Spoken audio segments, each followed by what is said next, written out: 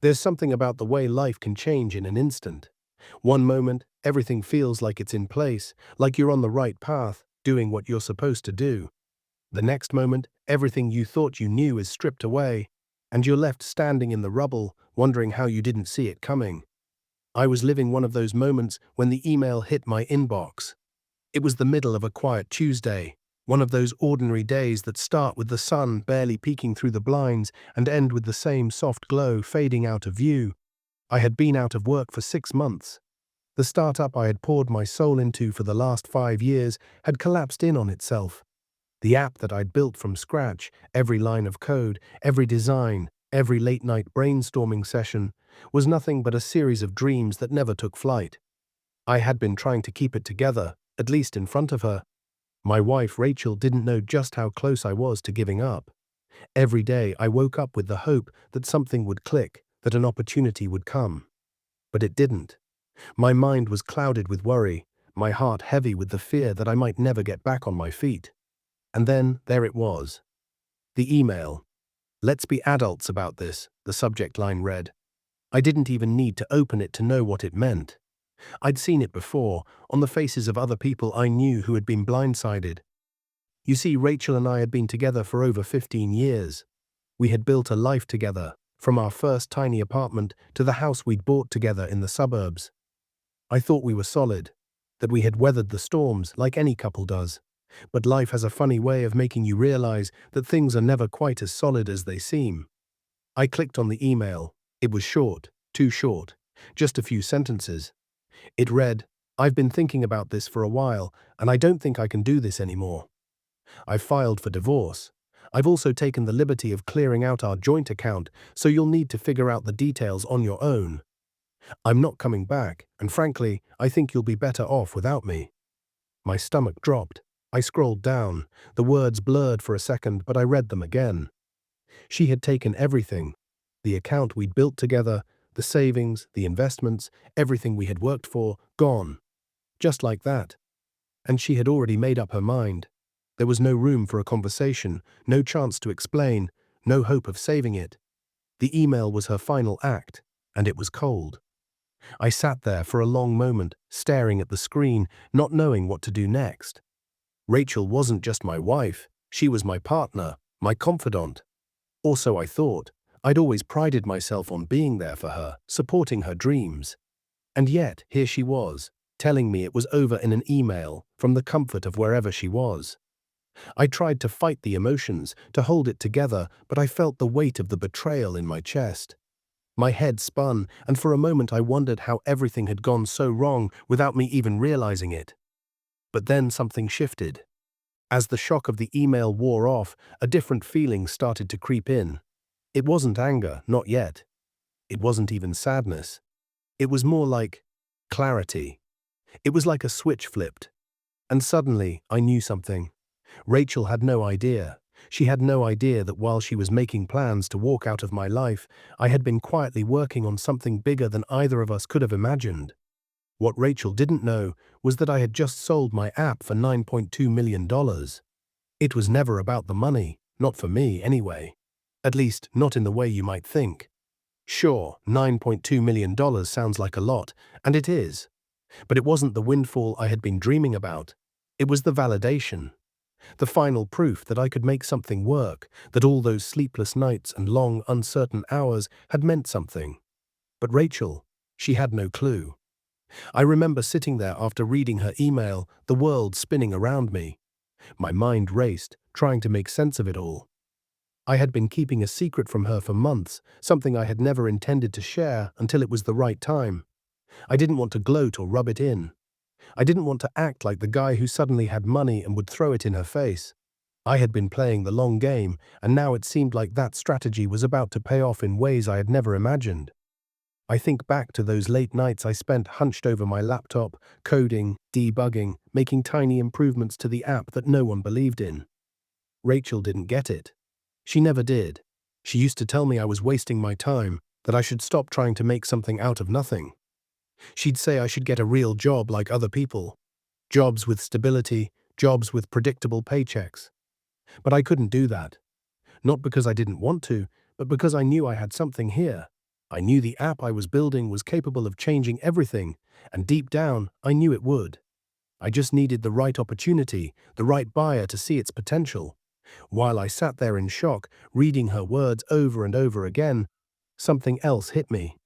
The frustration, the pain, the years of sacrifice, they all came rushing to the surface. It was like I had been invisible to her, like nothing I did ever mattered. The countless hours I spent working on my dream, the sacrifices I made in order to build a future for us, none of it seemed to matter.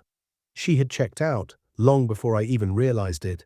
And now, as I sat there, dealing with the fallout of her decision, I understood that she was never going to understand what it took to get here.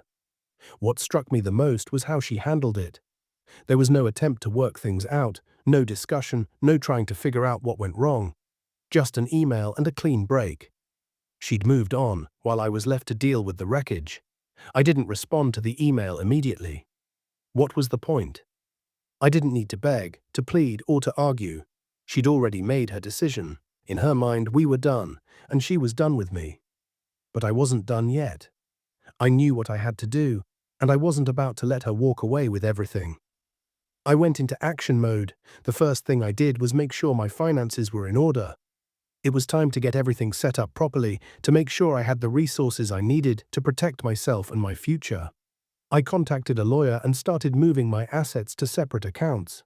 I wasn't just protecting the money from the app sale, I was protecting myself from Rachel's actions, her tendency to take and run without any regard for the consequences. The next step was securing the house. We had bought it together, but my name was the only one on the mortgage. Rachel had been added to the deed, of course, but that didn't mean she had any right to take it from me. I reached out to my attorney, explained everything, and started making sure I was in a position of strength, ready to face whatever came next. As I sat there, thinking about everything I had worked for, everything I had built, I realized something else. I wasn't the one who had been wronged just in this marriage. I had been wronged in my entire approach to life, by trusting someone who didn't respect me, didn't see me for who I was. Rachel had no idea what was coming, and the more I thought about it, the more I realized that this wasn't just about the app or the money. This was about reclaiming what was mine, reclaiming my dignity, my pride, and my future. It was time to turn the tables. When you're blindsided by something like this, you can't help but question everything. What was real? What had I been living in all these years? I spent the next few days processing Rachel's email, replaying every conversation, every argument, every moment of silence in our relationship, trying to make sense of the bigger picture. In the midst of all the emotional chaos, one thing remained clear. I wasn't going to be the victim in this story. Rachel could take what she wanted, but she couldn't take my future. I had worked too hard, sacrificed too much to let her destroy everything I had built, especially not when I was on the brink of something far bigger than either of us realized. And that's when it hit me. I didn't need to fight her head on, not yet. What I needed was time, time to think, time to execute my next moves carefully. She thought she had the upper hand, but she didn't know about the one thing she couldn't take from me, the app. I had sold it for $9.2 million, but I wasn't going to just spend it on some extravagant life. No, this was about something more profound. It was about creating a future where I was in control, something I hadn't had in years.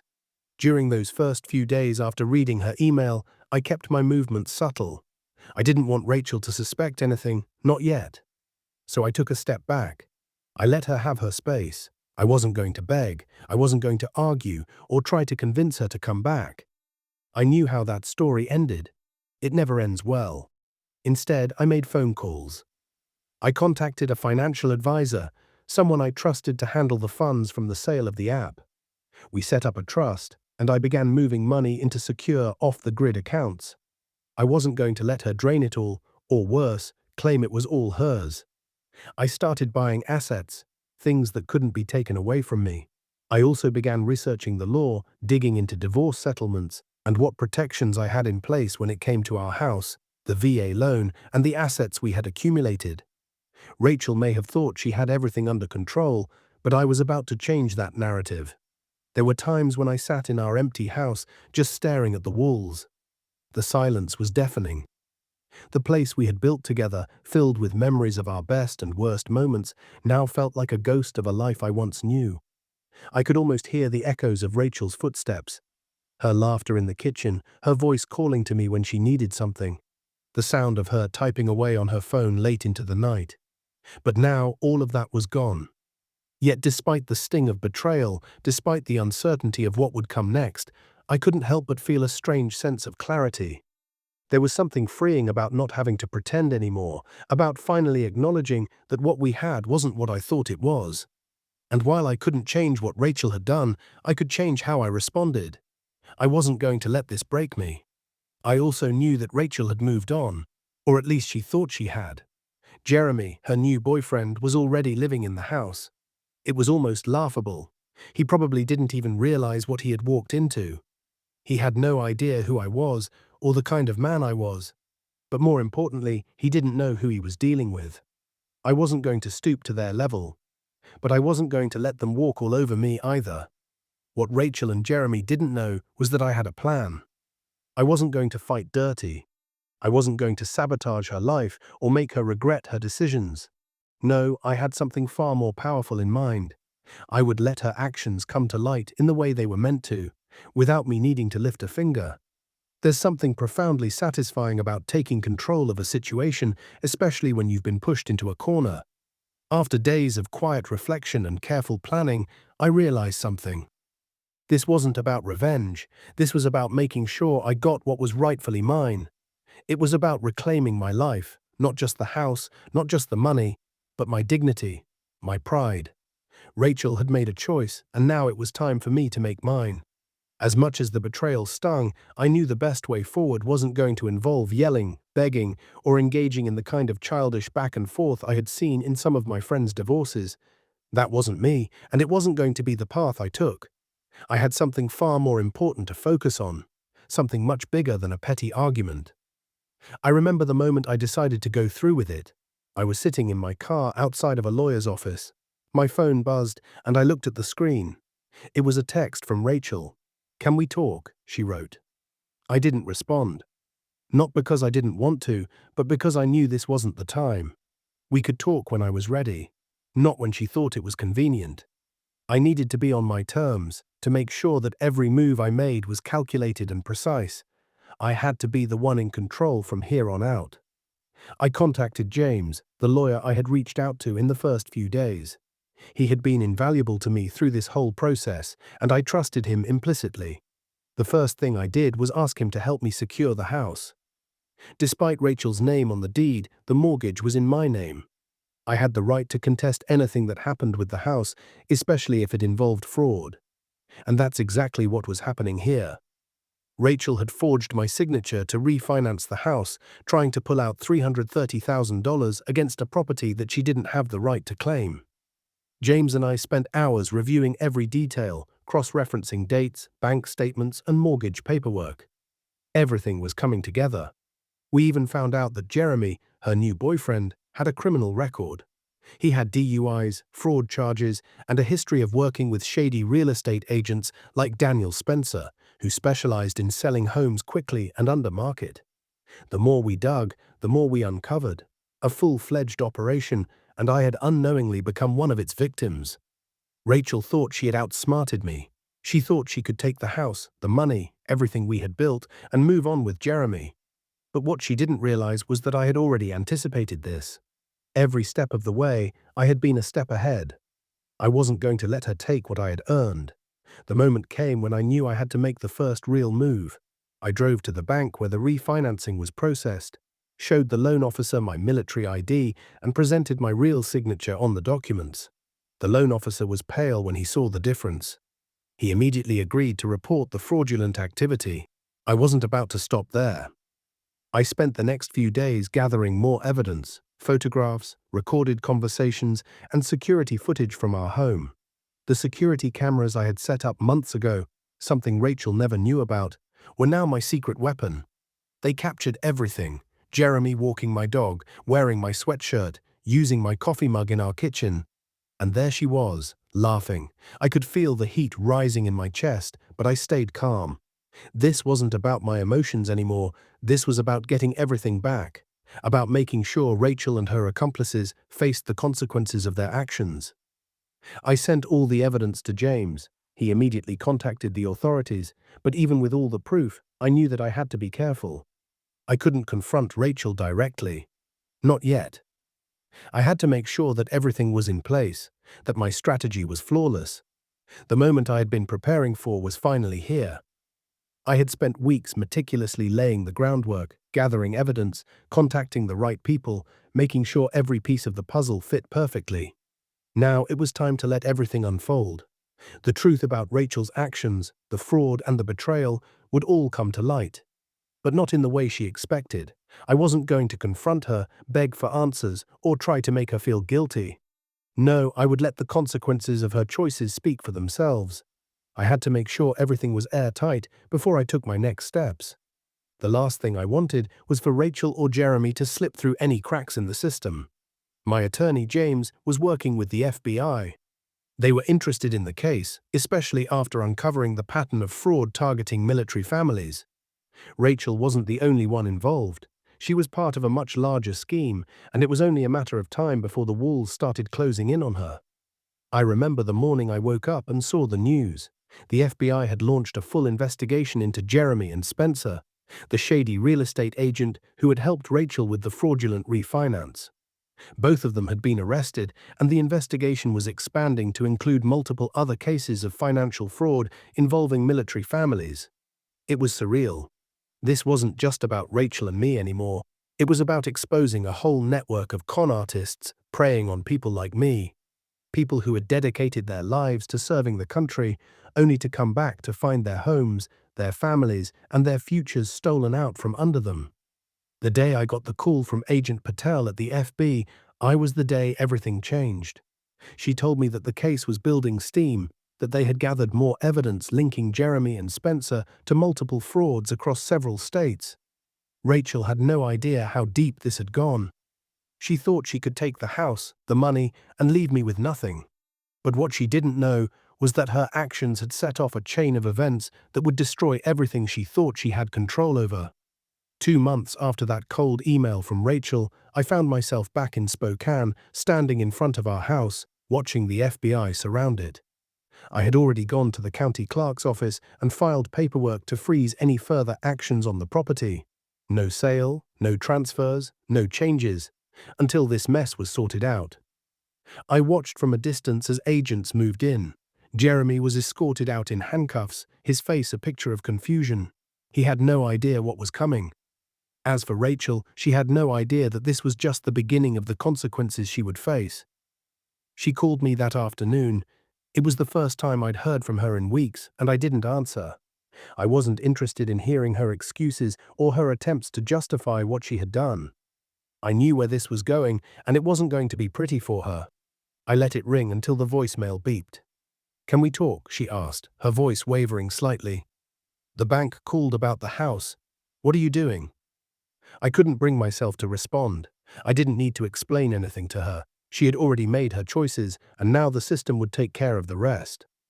I kept my distance, letting the FBI and my attorney handle the legal matters. The real surprise came when I found out that Rachel had been trying to sell the house for months. She had even been in touch with Daniel Spencer, the real estate agent who was involved in the fraud scheme. They had been planning to sell the house under market value, pocket the difference, and disappear. But they didn't realize that I was one step ahead. The FBI had been tracking all their moves, and once they had enough evidence, they moved in. Rachel tried to reach out to me again, but I had nothing left to say. She had crossed a line, and I wasn't about to let her pull me back into her web of lies. I had already made my peace with the fact that our marriage was over. But I wasn't going to let her walk away with everything, especially when she had stolen from me in ways I hadn't even fully understood. The final blow came when the FBI arrested Spencer and Jeremy, but they didn't stop there. They discovered something even more shocking. Rachel had been involved in more than just the fraud. She had been stealing prescription pads from the dental office where she worked and using them to forge documents for other fraudulent transactions. The scope of the operation was staggering. What had started as a personal betrayal had turned into something much bigger. something that would ruin her life far more than she could ever ruin mine. The aftermath was swift. Rachel was forced to settle. She agreed to return the money, forfeit any claims to the house, and sign a confession about the forgery. In exchange, I didn't press charges. I wanted what was legally mine, but I didn't want to destroy her completely. That wasn't my style. 6 months later, the divorce was finalized. It was a clean break, but there was no joy in it. I had won, but it felt hollow. I had lost the woman I once loved. But in the end, I realized something. I didn't need her to define me. I had everything I needed to move on. I sold the house. I couldn't bear to live in it anymore. The memories, the betrayal, the lies. It was all too much. Instead, I moved to a small cabin outside of Missoula, Montana. It wasn't much, but it was mine. I could finally breathe again. I didn't think about Rachel anymore. She had made her choices, and I had made mine. As for the money from the sale of the app, it wasn't about luxury or indulgence. It was about freedom. I was free to rebuild my life, free to find peace again. Sometimes I think back to the email that started it all. It feels like a lifetime ago. But the truth is, it set me on a path I never could have imagined. And for that, I'm grateful. I'm not angry anymore. I'm not sad either. I'm simply moving forward, one quiet day at a time.